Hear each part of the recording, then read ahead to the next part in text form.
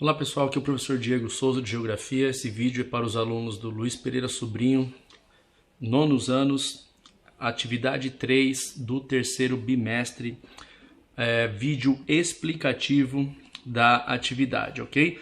O título da situação de aprendizagem é a seguinte: os componentes físicos naturais da Eurásia e os processos de regionalização.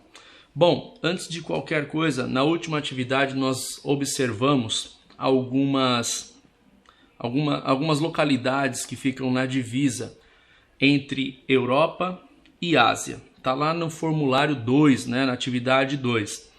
E ali nós vimos uma localização chamada Estreito de Bósforo, que inclusive vocês vão ver agora na imagem que eu vou colocar para vocês aí. O Estreito de Bósforo, ele é um marco fronteiriço, né? Ou seja, ele é um marco de fronteira que divide a Turquia, que é um país que está entre a Ásia e a Europa, e propriamente a cidade de Istambul, né? Que se localiza nesses dois continentes. Então a Turquia é um dos países que está nesta divisa entre Europa e Ásia. A divisão entre a Europa e a Ásia sempre teve essa questão da delimitação, que é mais uma delimitação cultural do que propriamente geográfica, tá? Então esta cidade que eu disse para vocês aí, ela tem uma ligação,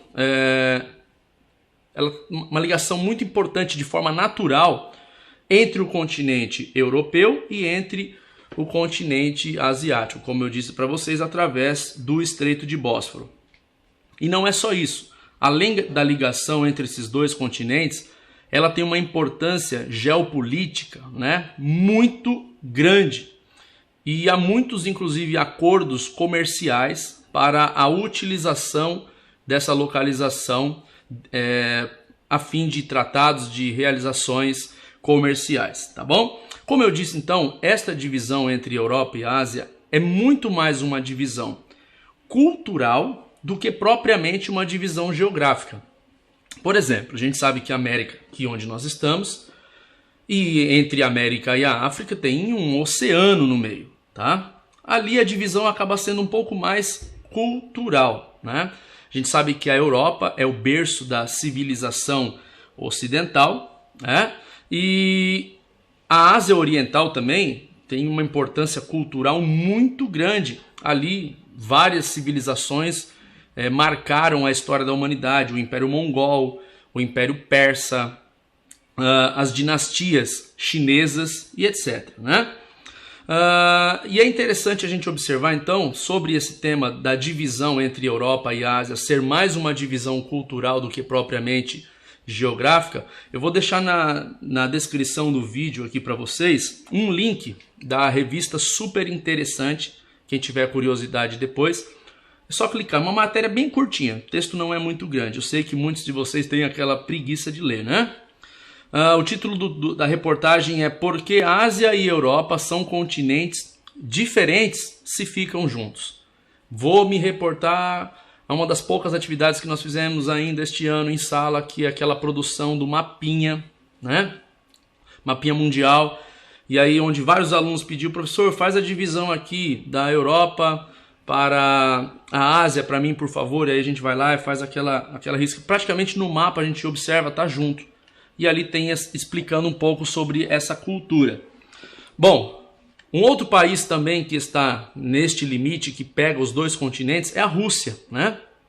Eu falei da Turquia e agora falar um pouquinho da Rússia. Então são países que estão no limite entre esses dois continentes. Eles têm uma parte na Europa e uma outra parte na Ásia. O interessante de tudo isso é que a Rússia, ela se revela na história como um país europeu devido às suas conquistas imperiais na Ásia. E a Turquia se distingue como um país asiático graças às suas conquistas territoriais na Europa. Então inverte, né? Isso vem desde o Império Otomano. Bom, um outro aspecto também importante nesta divisão Europa e Ásia envolve também a geografia das religiões. Nesses dois continentes nós temos religiões importantíssimas e que possuem uma grande quantidade de adeptos aí espalhados pelo mundo inteiro, como os cristãos, os budistas, os islâmicos, os judeus, entre outras religiões. Isso também interfere nessa questão da divisão histórica. Nós temos também a questão dos idiomas, por isso que é uma divisão cultural também. A gente destaca aqui, por exemplo, presente no continente, o latim, né, que foi a língua mais difundida entre os europeus, enquanto que na Ásia o idioma árabe, o hindu, o chinês, né, e as variantes desses idiomas, né? Que mais que a gente pode falar a respeito disso?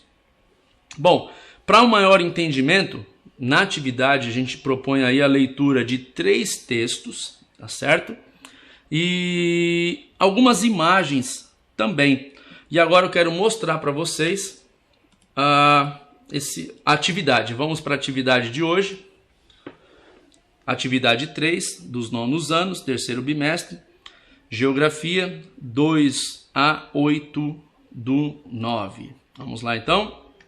Não esqueça de colocar a sua série de forma adequada.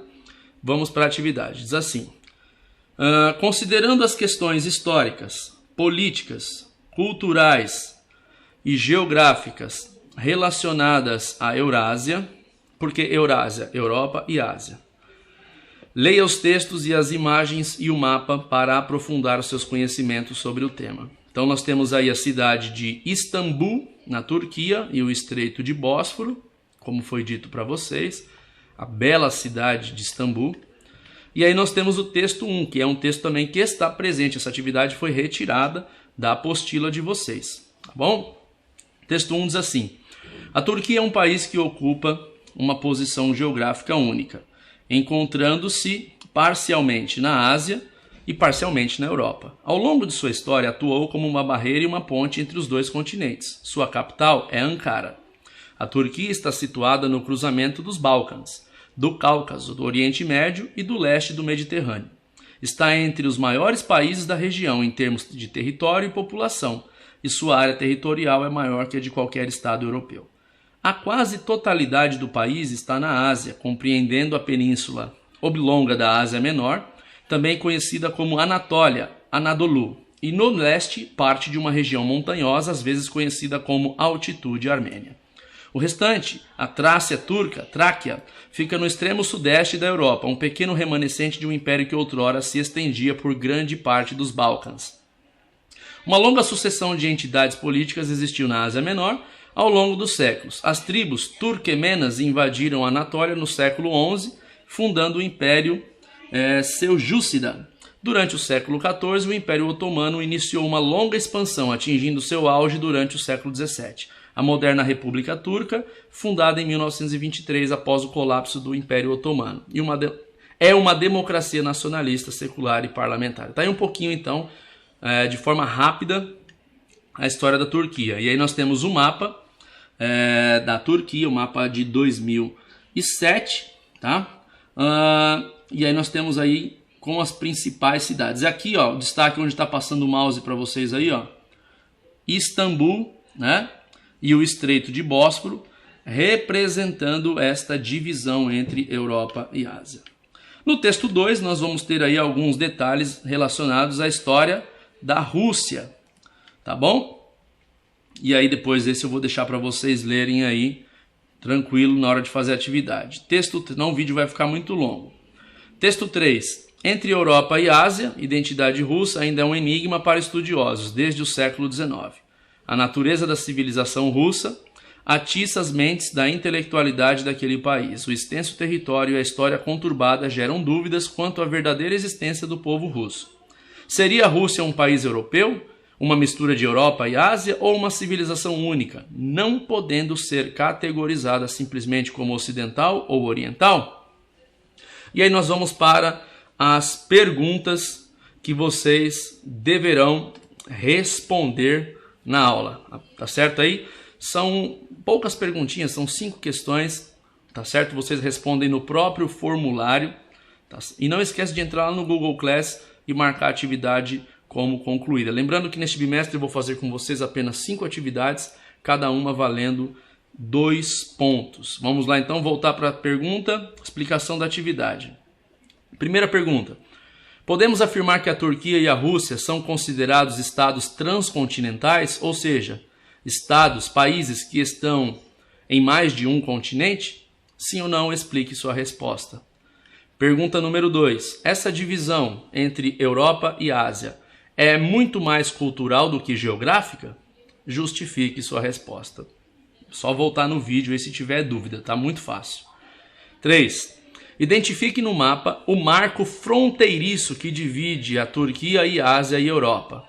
E escreva abaixo qual é o nome dessa região. Poxa vida, hein? Agora vocês sentiram saudade da sala de aula, hein? Dei todas as respostas na explicação. Que é isso? Pergunta 4. A Turquia é um país que ocupa uma posição geográfica única, encontrando-se parcialmente na Ásia e parcialmente na Europa. A partir da leitura da imagem e do mapa, é possível identificar qual cidade deste país se localiza em 2 continentes? E indique a cidade e explique por que podemos considerar que ela se situa numa localização estratégica.